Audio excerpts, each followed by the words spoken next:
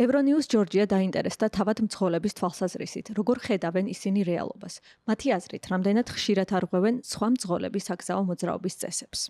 50% იცავს, 50% ვერ იცავს. როცა მე ვდგევარ, ანუ ჩემს ზოლში ვდგევარ და რაც არის დაშვებული სისტრაფით მოძრაობ, ხო?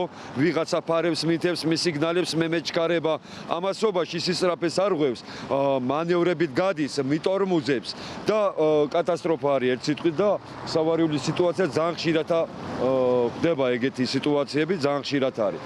რა ვიცი, ახლა ყველას არ ვაკვირდები, მაგრამ რა თქმა უნდა არის ქალაქში ახლა. არც თუ ისე ხშირად ავარიები. მე ვერ ვიტყვი რომ ყოველ ნაბიჯზეა. რავი, მე მგონი ბანგლადეშში უფრო კაი მოძრაობა იქნება, ვიდრე აქ. ძალიან ცუდად დადიან.